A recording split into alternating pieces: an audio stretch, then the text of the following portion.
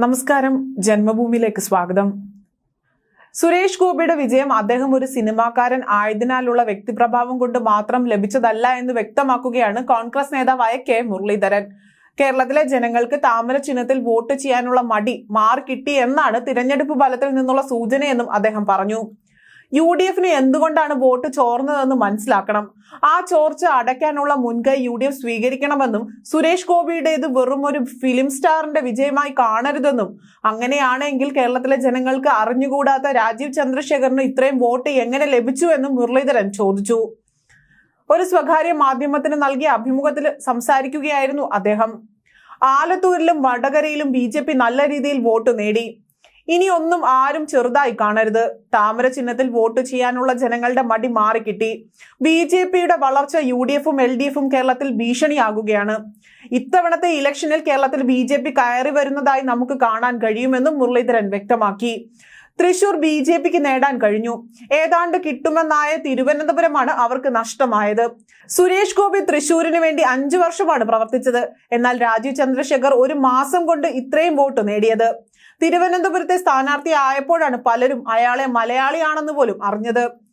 ഭാഷയിലും അയാൾക്ക് ചെറിയ പ്രശ്നമുണ്ടായിരുന്നു. എങ്കിൽ പോലും അദ്ദേഹം നല്ല രീതിയിൽ പ്രചരണം നടത്തിയെന്നും കെ മുരളീധരൻ പറഞ്ഞു.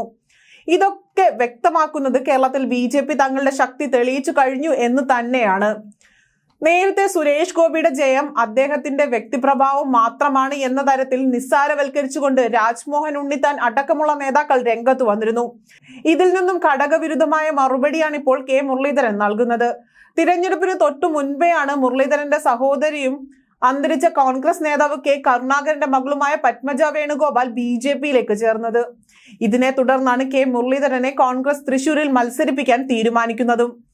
കേരളത്തിലെ ഇടത് വലത് രാഷ്ട്രീയ കക്ഷികൾ ഇപ്പോഴും BJPയുടെ വളർച്ച അംഗീകരിക്കാൻ മടി കാണിക്കുന്നതിനിടെയാണ് തുറന്നു പറച്ചിലുമായി കെ മുരളീധരൻ രംഗത്ത് വന്നതെന്നതും ശ്രദ്ധേയമായ കാര്യമാണ്.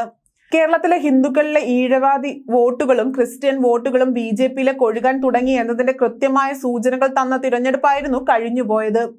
അതോടൊപ്പം തന്നെ ഇടതുപക്ഷത്തിന്റെ പച്ചയായ ന്യൂനപക്ഷ പ്രീണനം അവരുടെ പാരമ്പര്യ വോട്ടുകൾ ബാധിച്ചിട്ടുണ്ട് എന്ന വിലയിരുത്തലും പാർട്ടിക്കുള്ളിൽ നിന്ന് തന്നെ പുറത്തു വന്നിരുന്നു.